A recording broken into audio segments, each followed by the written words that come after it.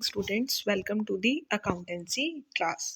बेटे आज हम करेंगे फाइनल अकाउंट विद एडजस्टमेंट का next topic, that is depreciation. Depreciation क्या होती है बेटा? Depreciation means wear and tear of an asset due to its gradual use. जब आप किसी एसेट को लगातार, किसी फिक्स्ड एसेट को कॉन्टिन्यूसली यूज करते हो, तब उसकी वैल्यू के अंदर जो डिमिनिश आता है उसे क्या बोला जाता है? डेप्रीसिएशन। इससे उस एसेट की वैल्यू ईयर आफ्टर ईयर क्या होती रहती है? रिड्यूस होती रहती है because of depreciation. So fixed assets are used for earning revenue. आपको पता है बेटा, फिक्स्ड एसेट्स हम किस लिए यूज करते हैं? रेवेन्यू अर्न करने के लिए। बट जब हम उसको कॉन्टिन्यूसली यूज करते रहते हैं तब उसकी वैल्यू के अंदर क्या आता रहता है? डिमिनिश आता रहता है, और उससे उस एसेट की वैल्यू क्या होती है? डिक्रीज होती है। और जो भी डिक्रीज होता है मीन्स जो भी डेप्रिसिएशन होती है बेटा, वो आपका लॉस होता है और उसे प्रॉफिट एंड लॉस अकाउंट की डेबिट साइड के अंदर ट्रांसफर करा जाता है। सो डेप्रिसिएशन बीइंग एन एक्सपेंस, एक एक्सपेंस है, वो हमेशा कहाँ जाती है? प्रॉफिट एंड लॉस अकाउंट की डेबिट साइड के अंदर, ताकि हमें पता चल सके कि हमें करेक्ट प्रॉफिट और लॉस कितना हुआ है। ठीक है। डेप्रिसिएशन जो है वो डे टू डे बेसिस पे नहीं लगाई जाती, बल्कि अकाउंटिंग पीरियड के एंड में हम क्या करते हैं? चार्ज करते हैं। ठीक है। सो methods of depreciation in the books of account. बेटा हमने डेप्रिसिएशन चैप्टर किया था, उसके अंदर हमने डेप्रिसिएशन जो है रिकॉर्ड करने के 2 मेथड्स किए थे। फर्स्ट, जिसके अंदर हम क्या करते थे? डेप्रिसिएशन अकाउंट को डेबिट करते थे और एसेट अकाउंट को क्रेडिट करते थे। मीन्स डेप्रिसिएशन किसके अंदर ट्रांसफर होती थी? एसेट में। तो हम एंट्री क्या करते थे? Depreciation account debit to asset account. और सेकंड केस क्या था? जब हम डेप्रिसिएशन को एसेट में ना ट्रांसफर करके किस में करते थे? प्रोविजन फॉर डेप्रिसिएशन में। सो एंट्री क्या होती थी? Depreciation account debit to provision for depreciation account. ठीक है। So when the amount of depreciation is credited to the asset account, then value of asset क्या होती थी? रिड्यूस होती थी, क्योंकि हमने डेप्रिसिएशन के अमाउंट को किस में क्रेडिट किया? एसेट अकाउंट के अंदर। सो इसका मतलब एसेट जो है वो क्या हो रही है? डिमिनिश हो रही है उतनी वैल्यू से। ठीक है। And when amount of depreciation हम क्रेडिट कर रहे हैं provision for depreciation, then asset जो है वो बुक वैल्यू पे ही शो करी जाएगी, जो उसकी ओरिजिनल कॉस्ट है उसके ऊपर ही बुक्स ऑफ अकाउंट्स में क्या करी जाती है? शो करी जाती है। ठीक है। नेक्स्ट देखो, जब हम क्या कर रहे हैं? प्रोविजन फॉर डेप्रिसिएशन मेंटेन नहीं कर रहे हैं, मींस हम डेप्रिसिएशन को किस में ट्रांसफर कर रहे हैं? एसेट के अंदर। तो अब एंट्री क्या होगी? Depreciation account debit to asset account, और साथ ही वो डेप्रिसिएशन कहाँ ट्रांसफर होगी? प्रॉफिट एंड लॉस अकाउंट के अंदर। तो एंट्री क्या हुई? Profit and loss account debit to depreciation account. ठीक है। और जब हम provision for depreciation account maintain कर रहे हैं तब एंट्री क्या होगी? Depreciation to provision for depreciation, ना कि एसेट। ठीक है। और साथ के साथ वही डेप्रिसिएशन कहाँ पे? प्रॉफिट एंड लॉस अकाउंट के अंदर। ठीक है। तो इस तरह से आप जो है उसकी ट्रीटमेंट करते हैं। तो देखो इसकी एक एग्जांपल, कहते हैं following is an extract from the trial balance. आपको मशीनरी गिवन है, कहाँ गिवन है? ट्रायल बैलेंस के अंदर। नीचे एडिशनल इन्फॉर्मेशन गिवन है, depreciation at the rate of 10% per annum on the book value of machinery. अब हमने मशीनरी के ऊपर क्या लगानी है? डेप्रिसिएशन। तो यहाँ पे प्रोविजन फॉर डेप्रिसिएशन के बारे में कुछ नहीं बोला हुआ, तो इट मीन्स हम डेप्रिसिएशन को किस में ट्रांसफर करेंगे? एसेट अकाउंट के अंदर। तो मीन्स एंट्री क्या होगी? मशीनरी 2 लाख का 10% कितना आ जाएगा? 20,000। बेटा जब भी डेप्रिसिएशन आपको एडजस्टमेंट के अंदर दी हो तो उसकी डबल ट्रीटमेंट होती है। फर्स्ट कहाँ जाती है? वो प्रॉफिट एंड लॉस अकाउंट की डेबिट साइड, और दूसरा बैलेंस शीट के अंदर एसेट में से क्या कर देते हैं? माइनस कर देते हैं। तो डेप्रिसिएशन एंट्री क्या होगी? पहली तो मान लो एंट्री अगर हमने करनी है तो depreciation account debit to asset account. ठीक है। ठीक है। तो वो कितनी आ जाएगी आपकी? 20,000। और साथ ही नेक्स्ट एंट्री क्या होएगी?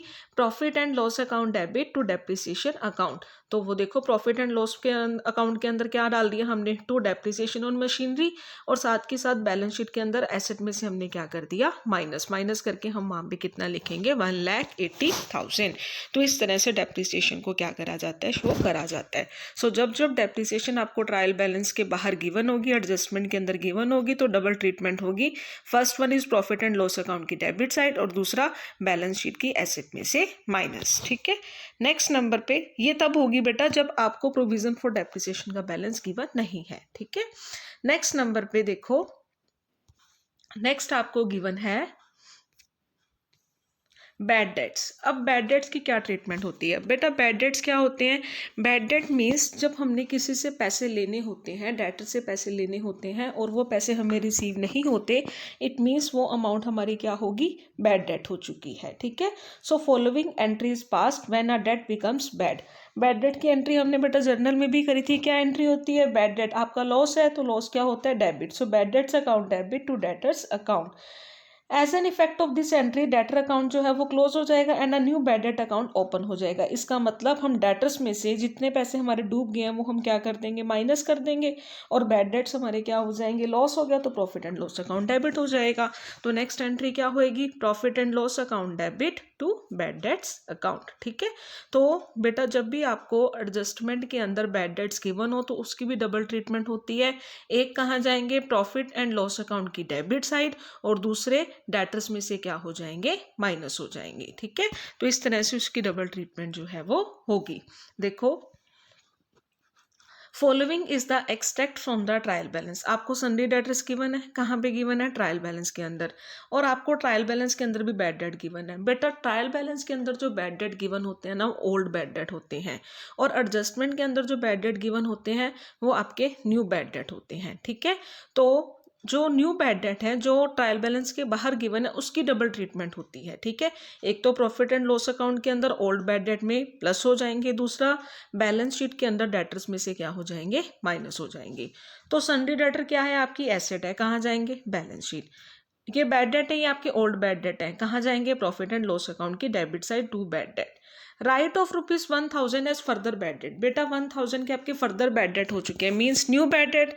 तो ओल्ड बैड डेट के अंदर पहले हम इसे क्या कर देंगे? प्लस करेंगे, और दूसरा बैलेंस शीट में से डेटर्स में से क्या कर देंगे? माइनस कर देंगे। इस तरह से इसकी ट्रीटमेंट जो है वो करी जाती है, ठीक है। नेक्स्ट देखो, bad debts recovered.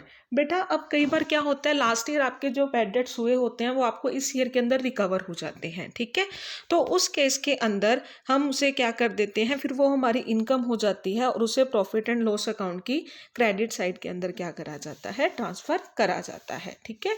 It may happen that amount return of as bad is recovered fully और partially. In that case amount is not credited to debtors account.